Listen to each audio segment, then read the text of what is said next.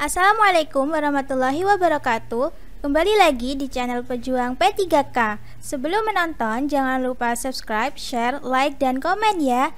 Langsung saja kita simak videonya.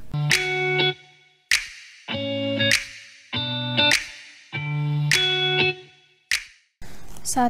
Seorang wanita usia 36 tahun, usia kehamilan 19 minggu, datang ke BPM dengan keluhan kram pada perut bagian bawah dan adanya perdarahan dari kemaluannya. Berdasarkan hasil pemeriksaan didapatkan tekanan darah 120/80 mmHg, denyut nadi 88 kali per menit, pernapasan 20 kali per menit, suhu tubuh 37 Celcius, dan belum terjadi ekspulsi atau pengeluaran hasil konsepsi. Pada pemeriksaan dalam terlihat serviks terbuka. Diagnosis pada kasus itu adalah A. Abortus komplit, B. Abortus insipiens, C. Abortus imminens, D. Abortus incomplete, E. Abortus mola. Jawabannya adalah B. Abortus insipiens. Pembahasan. Diagnosis yang tepat adalah abortus insipiens. Abortus insipiens adalah abortus yang terjadi ketika usia kehamilan belum mencapai 20 minggu, namun sudah terjadi pembukaan serviks. Gejalanya dapat berupa perdarahan sedang hingga berat dan nyeri kram pada perut bagian bawah.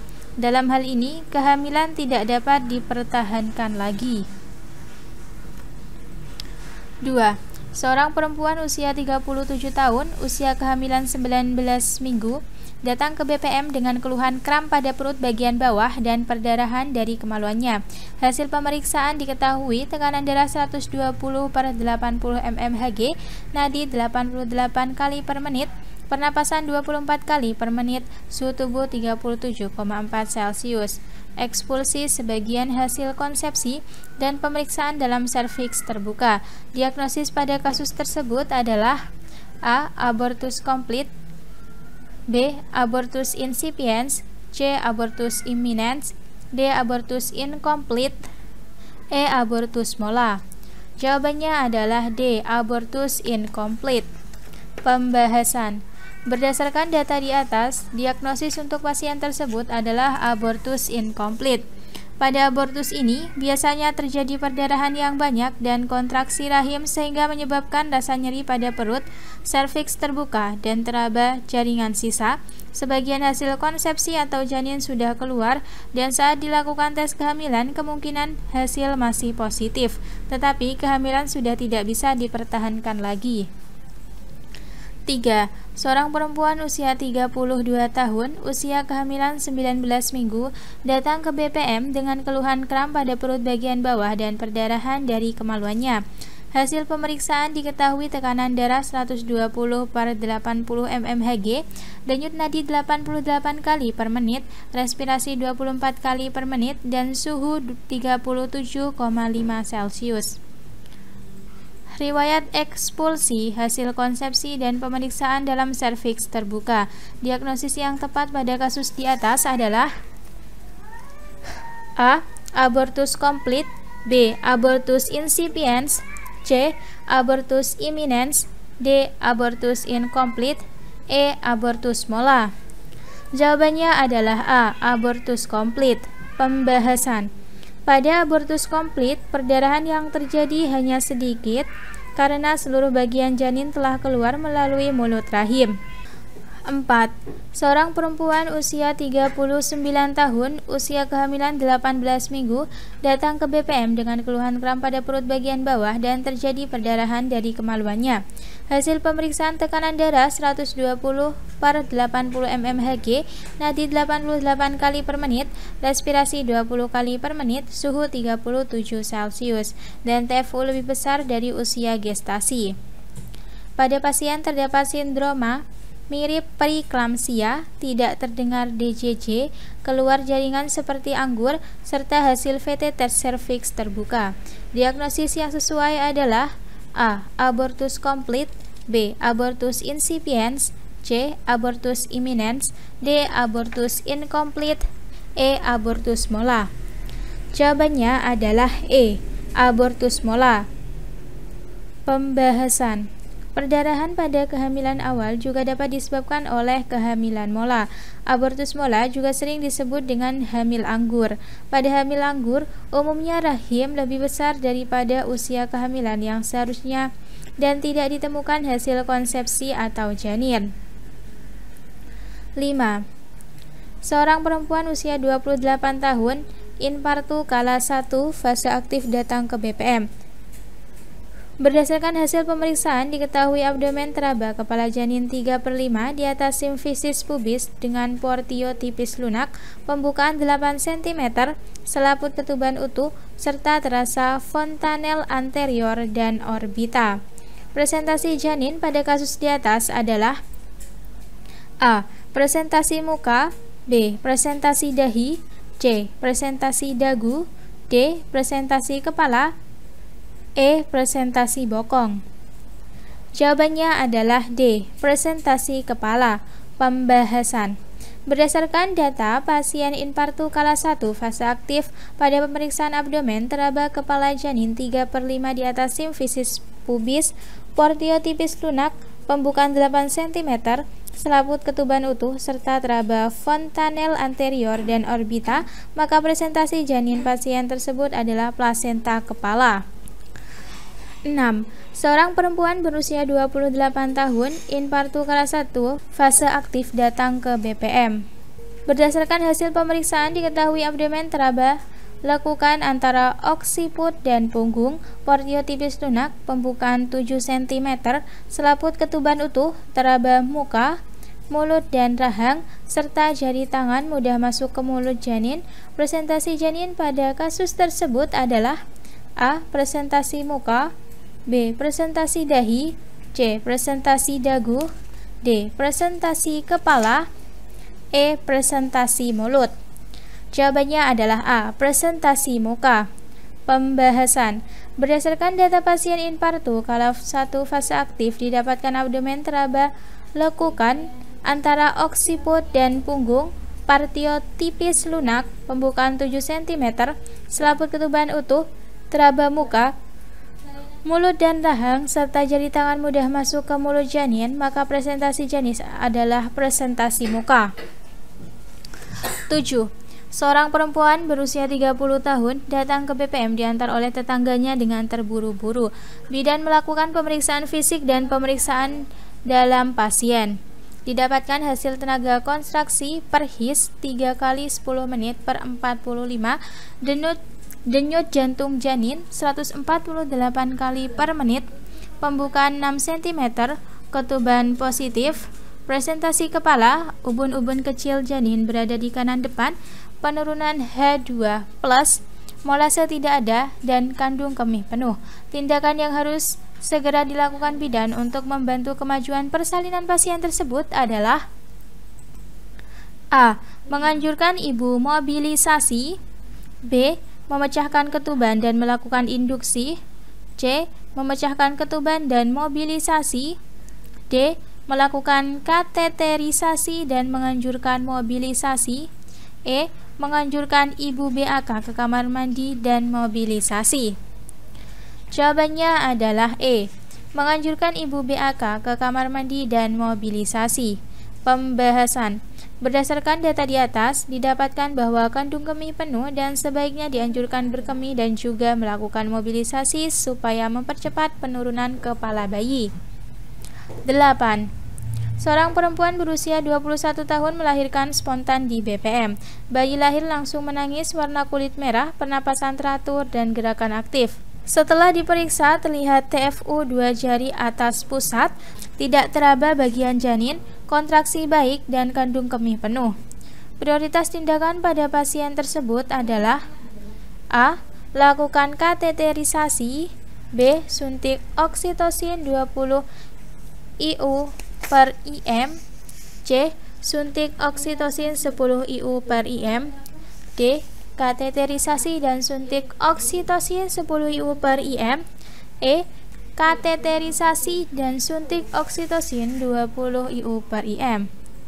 Jawabannya adalah D. Kateterisasi dan suntik oksitosin 10 IU per IM. Pembahasan. Prioritas tindakan bidan pada pasien tersebut adalah melakukan kateterisasi dan suntik oksitosin 10 IU per IM. Jika kandung kemih dalam kondisi penuh, pemeriksaan kandung kemih dapat menggunakan kateter nelaton steril atau DTT.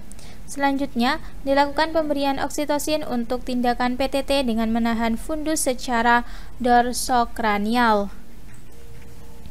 9. Bidan melakukan pertolongan persalinan pada seorang perempuan berusia 22 tahun. Bayi lahir spontan, langsung menangis, warna kulit merah, pernapasan teratur, dan gerakan aktif. Sesudah itu, bayi dikeringkan dan diletakkan di atas perut ibu. Palpasi tidak ada janin kedua, dan oksitosin telah diberikan. Tindakan selanjutnya yang dilakukan bidan adalah A. IMD, B. Resusitasi, C. Pemeriksaan fisik, D. Manajemen aktif kala 3, E. Jepit, potong, ikat tali pusat. Jawabannya adalah E. Jepit, potong, ikat tali pusat. Pembahasan. Tindakan selanjutnya yang dilakukan oleh bidan setelah pemberian oksitosin adalah menjepit, memotong, dan mengikat tali pusat. Pertama-tama, tali pusat dijepit menggunakan klem sekitar 3 cm dari pusat bayi. Isi tali pusat didorong ke arah distal dan dijepit kembali pada 2 cm dari klem pertama dengan satu tangan. Gunting tali pusat di antara dua klem tersebut. Setelah itu, ikat tali pusat menggunakan benang DTT pada satu sisi, kemudian pada sisi lainnya. Lingkari kembali benang tersebut dan buat simpul kunci. 10. Seorang bayi usia 5 hari dibawa ibunya ke PKM dengan keluhan malas menyusu dan tidur terus. Hasil pemeriksaan kulit bayi berwarna kuning di daerah wajah, vital sign dalam batas normal, dan pemeriksaan penunjang menunjukkan kadar bilirubin 6 mg per dl. Diagnosis yang tepat pada kasus tersebut adalah A. Kornicterus, B. Icterus patologi, C. Icterus fisiologis, D. Hepatitis A, E. Hepatitis B. Jawabannya adalah C. Icterus fisiologis. Pembahasan. Berdasarkan kondisi bayi, maka dapat didiagnosis icterus fisiologis yang ditandai terjadinya hiperbilirubin. Keadaan ini merupakan gejala fisiologis dan normal dialami oleh BBL. Icterus fisiologis muncul hari ke-3 sampai 5 pasca lahir dan dapat terjadi karena bayi kurang minum atau malas menyusu. Penanganan yang tepat adalah tetap berikan ASI sesuai kebutuhan bayi dan berjemur di pagi hari. Hal ini akan hilang pada hari ke-14. 11. Seorang wanita usia 24 tahun hamil anak pertama dengan usia kehamilan 112 minggu datang ke PKM dengan keluhan perut mulas, keluar darah sedikit dari jalan lahir. Hasil palpasi TFU sesuai dengan usia kehamilan. Pemeriksaan dalam terdapat perdarahan dari kanalis cervicalis dan kanalis cervicalis masih tertutup. Nasihat yang seharusnya diberikan bidan pada pasien tersebut adalah A. Banyak makan, B. Istirahat baring, C. Pemeriksaan USG, D. Pemeriksaan CTG, E. Pemeriksaan rongsen. Jawabannya adalah B. Istirahat baring. Pembahasan. Nasihat yang seharusnya diberikan bidan adalah istirahat baring. Istirahat baring dapat membuat aliran darah lebih baik dan rangsangan mekanik dan juga gravitasi pada pasien juga berkurang. Pasien juga tidak dapat diperbolehkan melakukan aktivitas fisik yang berat atau melakukan hubungan seksual. 12. Seorang perempuan usia 39 tahun mengaku telah melahirkan anak keempatnya 2 hari yang lalu di rumah sakit. Saat ini ia mengeluh pusing dan penglihatan kurang jelas. Menurut pengakuannya, saat hamil 8 bulan, tekanan darahnya meningkat. Hasil pemeriksaan didapatkan tekanan darah 150/110 mmHg, protein urin plus dan pada ekstremitas bawah terlihat edema. Diagnosis medis yang paling tepat pada kasus tersebut adalah A. Eklamsia, B. Hipertensi, C. Preeklamsia berat, D. Preeklamsia ringan, E. Preeklamsia sedang. Jawabannya adalah C. Preeklamsia berat. Pembahasan. Diagnosis yang paling tepat adalah preeklamsia berat. Preeklamsia ialah penyakit yang ditandai dengan gejala hipertensi, edema, dan adanya protein urin. Hal itu sesuai dengan gejala yang dialami pasien, yaitu tekanan darah 150/110 mmHg, protein urin plus, dan pada ekstremitas di bawah terlihat edema. 13. Seorang perempuan usia 32 tahun datang ke BPM mengaku ini kehamilan cukup bulan. Pasien mengeluh keluar darah segar dari kemaluan 2 jam yang lalu, namun tidak disertai dengan mules. Berdasarkan hasil pemeriksaan TTV dalam batas normal dan inspekuloh, keluar darah segar dan ostium. Rencana tindakan yang dilakukan pada kasus tersebut adalah A. Posisi terlentang, B. Pemberian relaksasi, C. Kolaborasi dengan SPA, D. Pertolongan persalinan di BPM, E. Rujuk ke rumah sakit. Jawabannya adalah E. Rujuk ke rumah sakit. Pembahasan. Berdasarkan data pasien di atas, bisa didiagnosis sebagai plasenta previa karena adanya keluar darah segar tanpa disertai nyeri ataupun kontraksi. Jika memang tanda-tanda persalinan karena sudah cukup bulan, setidaknya disertai nyeri dan darah yang keluar tidak berwarna merah segar yang amat banyak, melainkan seperti flek ataupun bercak, maka tindakan yang harus dilakukan bidan adalah merujuk pasien ke rumah sakit. 14. Seorang wanita usia 27 tahun dirujuk ke rumah sakit dengan masalah penglihatan kabur sejak kemarin. 3 hari yang lalu pasien hanya merasa pusing saja, dan pasien juga belum memeriksakan dirinya. Saat ini usia kehamilannya 38 minggu. Hasil pemeriksaan didapatkan tekanan darah 160/110 mmHg dan protein urin plus. Pada pasien, bidan segera melakukan penata laksanaan untuk mencegah terjadinya kejang. Penata laksanaan awal kasus tersebut adalah A. Pantau 24 jam, B. Nifedipin 12 jam kemudian, C. Pemberian pematangan paru, D. MgSO4 20% 12 gram secara IM, C. MgSO4 40% 4 gram secara bolus. Jawabannya adalah E. MgSO4 40% 4 gram secara bolus. Pembahasan. Penata laksanaan kasus PEB pada ibu hamil adalah dengan memberikan MgSO4 40% 4 gram secara bolus. MgSO4 bertindak sebagai antikonvulsan atau anti kejang untuk mengontrol terjadinya kejang awal dan mencegah terjadinya kejang susulan. 15. Seorang wanita usia 27 tahun datang ke PKM untuk melahirkan. Usia kehamilannya cukup bulan. Pada pukul 8 pagi dilakukan pemeriksaan dalam dan diketahui pembukaan serviks 3 cm. His terjadi 2 kali dalam 10 menit selama 35 detik. 4 jam berikutnya pembukaan serviks tetap 3 cm. Setelah itu, 4 jam berikutnya pembukaan serviks 5 cm. Keputusan klinis yang tepat pada kasus tersebut adalah A. Segera lakukan induksi, B. Observasi di atas serviks dengan partograf, C. Melakukan pemeriksaan dalam sewaktu-waktu, D.